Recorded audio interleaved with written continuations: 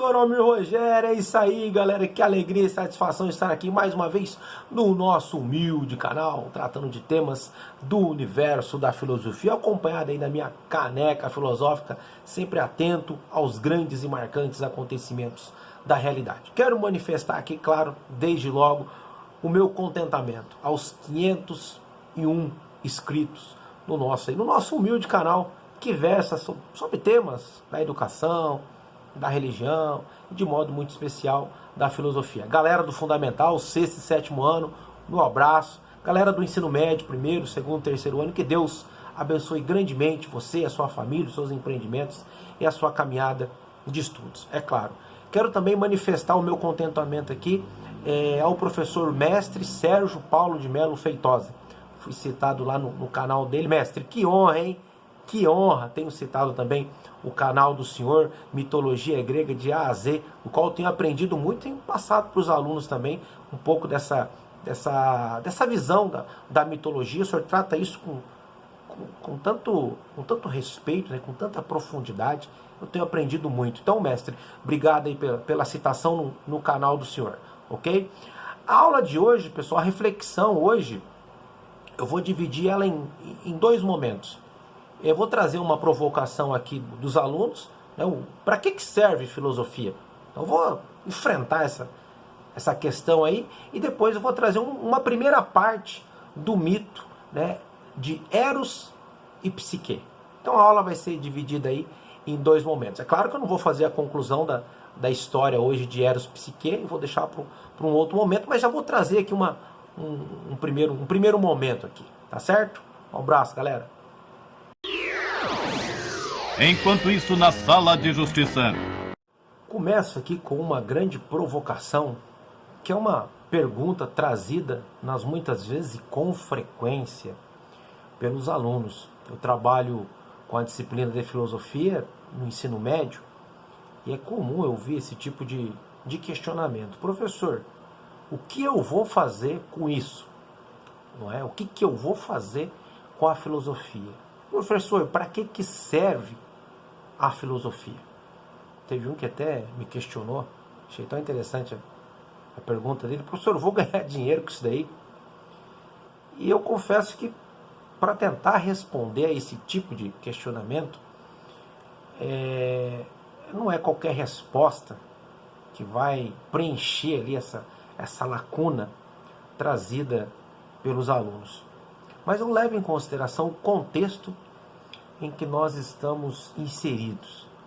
Eu chamo de um contexto de desorientação muito grande, porque se a gente pega o nosso alunado hoje, os nossos estudantes, isso não é uma crítica, isso é uma constatação. Mas muitas vezes o mundo deles circunda em torno dos jogos, dos games, e às vezes elas chegam até a comentar os personagens que aparecem nesses games. Esses nossos jovens, eles estão inseridos no contexto das mídias sociais, onde já até fiz uma reflexão numa aula que a internet, ela é uma ferramenta, ela é um martelo, mas o martelo ele serve para construir, mas serve também para destruir. Então esses nossos adolescentes, esses nossos jovens que estão mergulhados no mundo dos jogos, das mídias sociais, de um contexto de música extremamente desfavorável para a construção da persona, né, da personalidade humana. Se a gente for olhar o campo musical, nossa, que pobreza, que nojo, que triste. E isso acaba interferindo, não é, na construção da pessoa humana. Então eu olhando para esse nosso contexto, eu penso que para responder esse tipo de questionamento, né, para que serve a filosofia, eu diria que a filosofia ela é um grande farol, que tem a missão, pelo menos ela tenta, né, se vai conseguir é um outro debate, de iluminar o campo da existência humana. E é um campo extremamente deteriorado pela ausência dos valores. Se num passado não tão distante a gente tinha como referência a figura do pai, que era o provedor da casa, né? O trabalhador, o homem honesto, aquele que transmitia os valores, às vezes até com uma certa firmeza, hoje essas referências elas estão se derretendo. E quais são as referências para os nossos jovens hoje? Dá-se a impressão de que o resultado ele é buscado sem o sacrifício. Ou melhor, né? Eu quero sucesso, eu quero a fama, eu quero o reconhecimento, eu quero resultados, mas a disciplina, o estudo, sabe, a paciência nas muitas vezes, a coragem de enfrentar um estudo, às vezes isso fica de lado. Eu quero resultado, mas eu não quero um trabalho. Eu quero o modo mais fácil. Então, diante de todo esse contexto em que nós estamos vivendo, que não adianta responder a pergunta, né, para que serve filosofia? No sentido de você aumentar um pouco o seu campo de conhecimento. Mas a filosofia eu entendo dessa maneira, que ela é o grande farol a iluminar a existência humana. E às vezes os alunos até perguntam, né? Eu trabalho a disciplina de filosofia, de modo especial agora, eu estou trabalhando com o tema da mitologia no primeiro ano. Professor, a gente sabe que a mitologia é uma descrição fantasiosa da realidade. Para que serve a mitologia? Mais ainda, já que ela é descrição fantasiosa, extraordinária, sobrenatural, fantástica. Eu entendo que a mitologia ela tem lá o seu lado do fantasioso. Mas eu posso encontrar com muita propriedade nas narrativas mitológicas grandes ensinamentos. E esses ensinamentos eles podem, sem dúvida alguma, ser colocados no dia a dia. Quem já não ouviu a história de Odisseu ou do Ulisses, 20 anos longe de casa e ele não esquece da mulher que ele ama, que é a Penélope, do seu filho que mal ele viu nascer, do Telêmaco, e do seu povo que fica em Ítaca, e ele faz de tudo para voltar para casa, ou seja, a figura de firmeza, de coragem, de persistência, de estratégia, de inteligência, de sabedoria, de saber o momento certo de tomar as decisões, enfrentar o inimigo.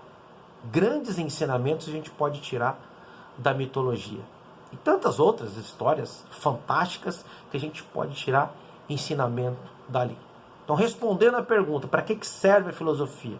Eu diria que mais do que um instrumento, ela é um farol a iluminar a existência humana. E a mitologia, então, professor, são grandes ensinamentos que, acoplados à nossa vida, a gente pode, sem dúvida alguma, aprender desses grandes personagens. Estou refletindo com os alunos do primeiro ano sobre mitologia. Então trago como referência aqui bibliográfica Guia Ilustrados a Ar. Aí, ó, mitologia tem bastante imagens, faz uma descrição bem interessante sobre os deuses, não só da mitologia grega, mas praticamente todos os povos, civilizações, culturas. Já apresentei na semana passada, mas a história que eu vou contar aqui hoje é sobre esse livro aqui, ó, As Mais Belas Lendas da Mitologia.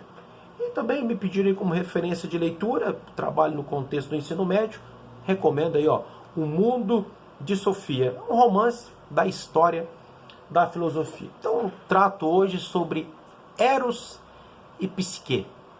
Claro que a psique aqui não é no sentido da psicologia. E por falar em psicologia, eu quero mandar um abraço para meu querido amigo, o professor Marcos, que ele tem mais cátedra para falar aí da psique. Eu vou falar aqui no contexto da mitologia. Marcão, tenho um carinho, respeito muito grande pela sua figura, aprendo muito quando converso contigo também, mas não vou entrar no teu campo aí da psicologia, não. Quem me dera. Preciso aprender um pouco mais contigo para ir desenvolver um raciocínio aqui. Eu vou falar da psique no sentido da mitologia. Então essa história eu encontrei no livro O Asno de Ouro. Tem outras versões aí. Ele é de um escritor romano chamado Apuleio. Então, resumidamente, a história trata de um rei que tinha 3 filhas e uma era muito linda, muito bonita. Era tão bonita que as pessoas faziam peregrinações para ver ela. Então meio que se tornou um culto. E Vênus, né, entre parênteses, Afrodite, a deusa do amor, né? Claro, ela ficou irritada e deu uma ordem pro filho, pro Eros. Falou: o Eros, vem cá, vai lá e faz com que a Psique, era o nome dessa terceira filha muito linda, vai lá na Terra e faz ela se apaixonar por um monstro, não é? Porque ela tá me cansando. As pessoas devem fazer peregrinação, devem fazer culto para mim, não para uma mortal. É claro, né? O Eros, obediente à mãe, ele pega, então ele vai, né? Fala: eu vou fazer com que ela goste de um monstro. Só que aconteceu o inverso. O Eros acabou gostando da Psique. Aí a história ela desenrola, né? E Psique ela tem tanta beleza, como eu disse antes, né? Que ela vai ficando. Ela é tão bela que ela vai ficando pra tia. As duas irmãs se casam e ela vai ficando. E o Eros então passa a gostar dela. E o pai, né, o rei, né, ele vai até o oráculo. Só que o oráculo, que é muito comum dentro da descrição da mitologia grega, né, se você procura, você tem que, em contrapartida, você tem que fazer aquilo que o oráculo tá, né, vai propor ali para você. Só que o Eros vai ao oráculo primeiro e diz assim pro oráculo: ó, quando o pai dela vir aqui, você vai dizer para ele colocar ela no alto de um monte, não é? Uma montanha bem alta.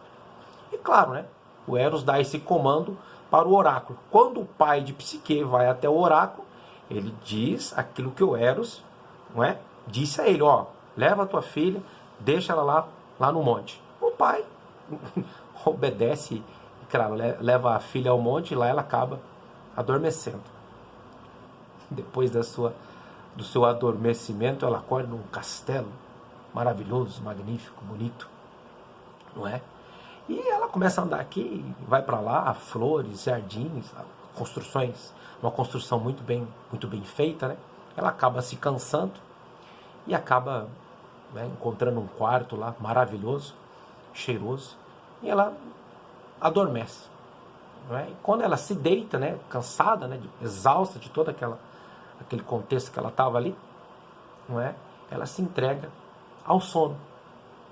E Eros se aproxima dela, né, a protege, toca nela, né, sussurra no ouvido dela. Porém, a Psique ela não consegue ver o rosto, ela não consegue ver quem é o Eros. Ela sabe que tem a presença de alguém ali, só que ela não consegue ver o rosto dele. Então esse era o encanto. Ela teria o amor dele, a proteção dele, o cuidado, o carinho dele, mas ela não poderia ver, não é? E ela se sentia muito bem ali, porque ela se sentia amada, ela se sentia protegida, só que ela não conseguia ver o rosto dele. E a história desenrola e ela sente saudade das irmãs. E ela visita as irmãs. E as irmãs colocam ali um pontinho de interrogação para ela: olha, não seria interessante você ver ele? Vai que ele é um monstro, vai que ele é uma serpente, vai que vocês têm filhos e nascem ali várias cobrinhas, várias serpentezinhas, não é? E ela ficou encabulada com aquele problema colocado pelas irmãs, e ela, num belo dia, então, ela, né, vai se deitar e tal. O Eros também junto com ela ali, já veio a noitinha. Aí ela pega uma lamparina e vai na beira da cama, já estava à noite, e ela meio que acaba esbarrando ali, cai um pouco de azeite nele e ele acorda. Aí ela vê o rosto dele e ele fica muito entristecido, porque a história de Eros e Psique, ele se apaixonou por ela já, né, ela gostava muito dele, ela estava apaixonada por ele, mas ela não poderia ver o rosto dele. Então dá essa impressão que foi descumprido aí um trato, né? E ela desaparece dali. Ela sai do castelo, porque ela viu o rosto, ela não poderia ver o rosto dele. e ela fica muito triste, porque ela estava junto da pessoa que ela gostava. Só que ela queria ver o rosto, é natural que ela queira ver o rosto do seu amado. E quando ela vê o rosto do seu amado, ela sai daquele lugar, não é? E versa a história que ela vai até a sogra pedir ajuda. A sogra é nada mais, nada menos que Vênus, né? Barra Afrodite. Olha que interessante, né? Quando a gente gosta de algo, a gente quer estar com esse algo. E tratando da filosofia, quando a gente se aproxima do conhecimento, quando a gente consegue alcançar o conhecimento, a gente não quer mais a superficialidade. A gente quer estar próximo ao conhecimento, buscando cada vez mais a sabedoria. A gente não se contenta mais com o pouco. Estou fazendo aqui um paralelo bastante breve. Só que Vênus, né, entre parênteses, Afrodite, propõe a Psique algumas tarefas. Só que essas tarefas eu vou refletir com vocês no outro momento, na segunda parte dessa história.